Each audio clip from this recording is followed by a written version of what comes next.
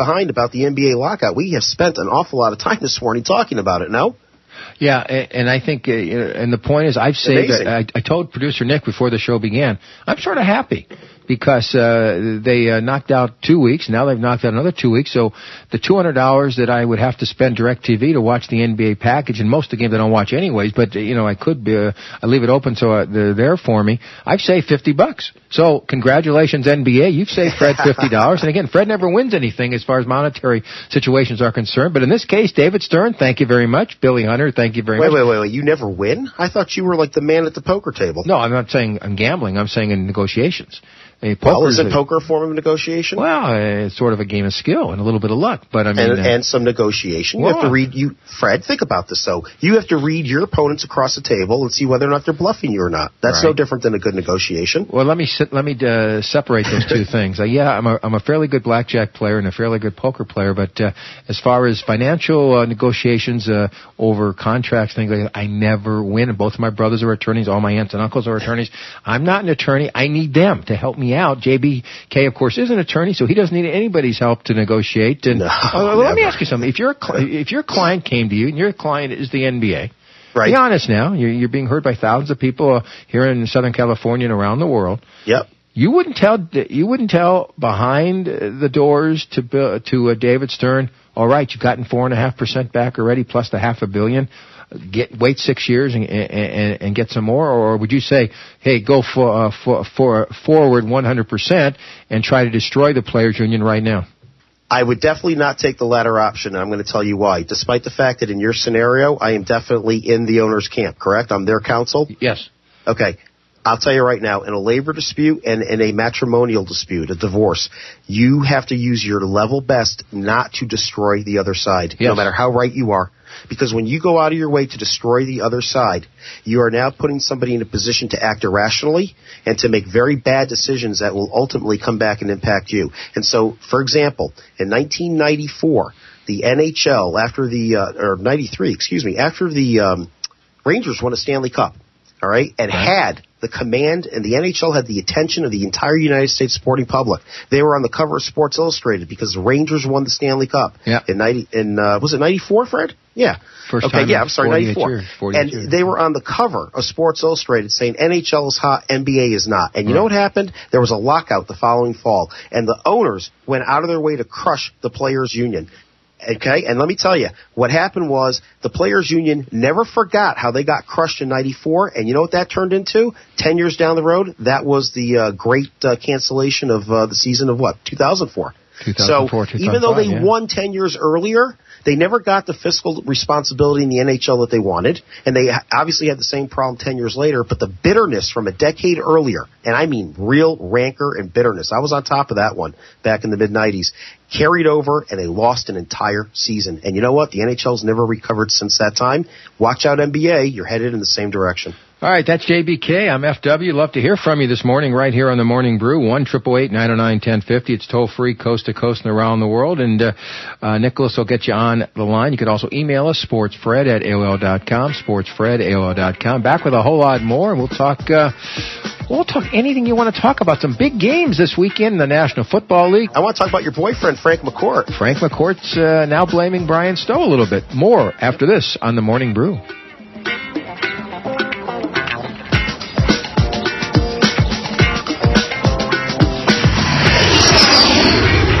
And JBK on Morning Brew. When you gonna learn, gonna do it till you're satisfied. Don't learn, too late, yeah. When you gonna learn, gonna do it till you're satisfied. Don't learn, too late, yeah. When you gonna learn, do it till you're satisfied.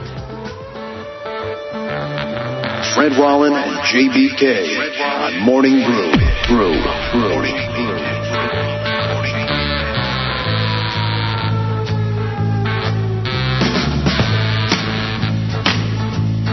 I'm going to call this the autumn of my freak. This is the freaky fall of 2011 because we got the freaks occupying major cities around the country, Fred, and now we got a freak snowstorm that is coming to dump about a foot of snow on my studio tonight. And, you know, I was looking at the notes from Morning Brew and our logs from the last couple of months, and it was exactly 8 weeks ago today. Yeah. All right. That I was sitting here complaining to you about the humidity and the barometer and like 90 degrees and oppressive whatever because a hurricane was bearing down on the studio. Yeah. And a short 60 days later, I am now, I got this really nasty old looking guy outside called Old Man Winter with a shovel up his you-know-what smiling at me. And I'm not a happy camper this morning.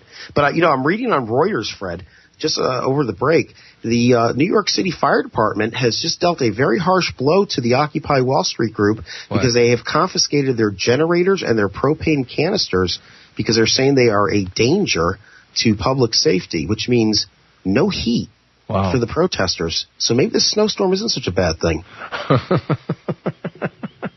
Well, I think their argument is fine, and let's see how many of the kids out there continue to do it without heat and the warmth that they had before. But again, you can make the case, I guess, propane things could explode, and that's going to be their argument. And I'm sure there's going to be an attorney from the other side going to say, "Hey, I want that heat back." And we'll see how that works out. Again, you got one side on this, I've got the other. I think they're fighting a battle that, 40 years ago, as far as Vietnam, we fought. We stood in those streets, in those lines, and of course, many years later, Nixon actually ended the war. But the point is, they believe in what they believe in. Good for them. I mean, and of course, I think common sense would indicate, just looking at the stats, that the upper 1% getting more and more every year, and it's going, proportionally way up there over the last 10, 20, 30 years, and it's getting worse and worse and worse, and people are screaming, and I don't blame you. Wall Street did its thing. By the way, I saw an interesting movie, Margin Call, during the week concerning what happened in 2008 and how Wall Street treated the rest of us, and of course, the Bank of America nonsense. They get the help, they get the aid, and now they're charging us $5 if we use our debit card. Now, Fred will never use a debit card anyways. As soon as they said that, but that's not the point. They're trying to stick it to us. And Citibank, or was it Chase, charging $15 if you don't use it so often, or whatever the case might be. Again, they were held up. They were helped out, and they've forgotten that like immediately. So the average person's got a really good argument, JBK. Things are totally unfair in this country, and now that with the 1% getting more and more, what would you do? I mean, the bottom line is you're an attorney, so you're sort of in between the 1% and the 99%. But most people out there can hardly pay their electric bill. The students can't pay back their loans, and they were promised jobs when they went to school and took out these loans. And so, I mean, what would you do, if you're them? You know what, Fred, I got to tell you something. This crew does not impress me one bit. At least you guys at SDS, I don't agree with what you guys were doing at that time in the late 60s, but you had something that you were definitely defined and against, and that was the Vietnam War. Yep. And racial inequality. Yep. Okay? Those are two very well-defined, pitches that you, or stated goals that you had. You wanted to end the war, and you wanted to get more equal footing for the races in this country. Yep. This crew does not have a well-defined goal. This crew wants all their debt erased. This crew wants all the banks to fold. This crew wants government to take over everything. And this crew is actually very Marxist and part anarchist. I have a real problem with this crew because they're not defined, and all they are a bunch of malcontents. If they got a problem with their student loans, maybe they ought to go back to the universities that they went to and ask them why it costs almost $50,000 a year to have some guy in a corduroy jacket with the suede elbow patches telling me how rotten the United States is. Because that's all college really is. I hate to tell you that. And fact of the matter is, it's an incubator for this kind of creepy thinking in the first place.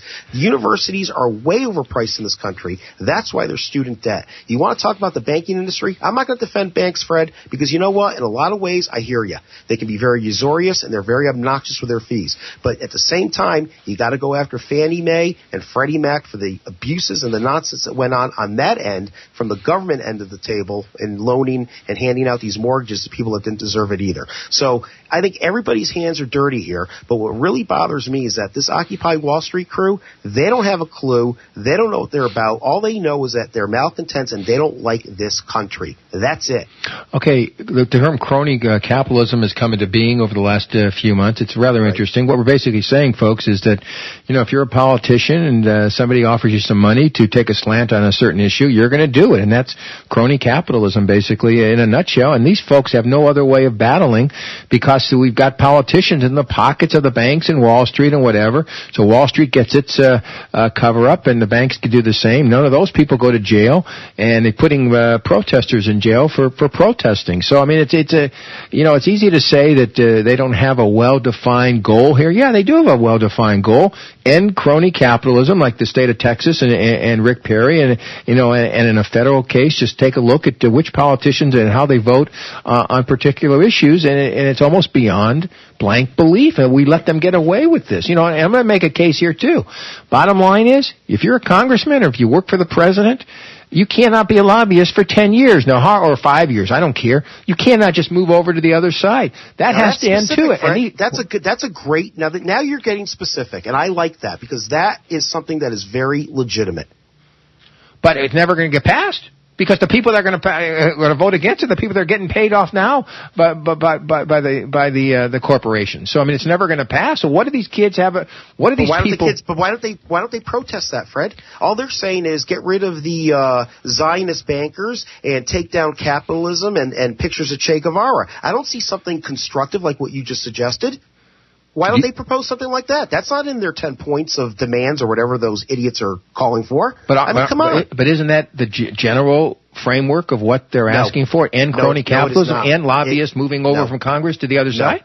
No. What they are doing is that they are trying to get confrontational with the authorities, and they are trying to make a point that they can get as gross and as dirty and as, squatters' rights as they can, and make a point to which I'm not really sure what it is, but they're not making the well-defined point that you just made about revolving doors and lobbyists and politicians and administrations, or the very well-defined points that I didn't necessarily agree with back in the late 60s with regard to the Vietnam War. But at least you guys put it out there. These guys are putting out there absolutely nothing. All right, I want to talk about you're the attorney, so please explain something. Sure. Again, I don't know what else the McCourts can tell us about how low life they really are. And I'm talking Frank and Jamie. But from an attorney's point of view, from a lawyer's point of view, did they actually have to make the case that it's possible that Brian Stowe is 2% guilty of starting the battle, 4%, 1%, whatever the case might be. But if you're Frank McCourt, and if you've got any clue at all, if you have any clue, if you have any desire to stay here and think you can, don't you tell your attorneys, no, you can't do that. The public will go nutso when they read that if they understand that. Or maybe it's just a legal technicality that they have to go through. JBK, you're the attorney. Please explain. Yeah, no, you're in my wheelhouse here, Fred. Great question. And by the way, I got to give you credit because you were all over McCourt 2 years ago before all this stuff blew up. Even before the divorce, you had a big problem with this guy. You had him cold from day one. And I was more of a wait and see because I'm obviously on a different coast, and you've been following the Dodgers pretty much your entire life. He is as low as everything you said he is in the last 2 years that we've discussed him on the air. And I'll tell you, this latest situation with the Stowe lawsuit, it's a hybrid of what you just said. It's bad public relations, it's bad form, but it's also a legal technicality. You see, McCourt is being defended, or I should say the Dodgers are being defended by their insurance company, which means that most major decisions, legal tactics involving this case, defenses that are going to be raised in the case, what they call affirmative defenses, are going to be in the purview of the discretion of the insurance company attorney. That's what you pay insurance for. Right. You're buying that coverage. Right. So McCourt's not telling him necessarily to make that defense. It's just a lawyer who's saying, look, I got to get off the hook as much as I can for my company, my insurance company, and my insured, meaning the Dodgers, and make an argument of what they call comparative negligence. Because for pain and suffering, and we know that Stowe's going to have off-the-charts pain and suffering numbers, you can take off percentages if a jury says he was 10% at fault, 90% the Dodgers, and the two guys who jumped him. If they say 10%, then 10% can come off the Dodgers' share of pain and suffering damages. It's very technical, but here's the bottom line. from a public relations point of view, and you're in the entertainment industry like the Dodgers are, and you got to fight and scrape for to sell tickets out in La La Land, where there's a lot of stuff to do out there other than baseball, that's a bad move. It's bad public relations. And the lawyer for the insurance company, I forget the guy's name, was it Girardi or Williams? I mean, the way that he said it to the press was just arrogant. It was filled with hubris, and it's the kind of stuff that's going to really, at the end of the day, hurt the Dodgers at the box office. I agree with you on that one. He actually said, if I'm not mistaken, he said there's never been a fight like this that hasn't had two sides involved. So he's basically saying that Brian Stowe may not have just been walking around with the giant uniform. He may have said something or done something to the other side, and that's why you're saying it was out of place. It doesn't matter. It doesn't matter.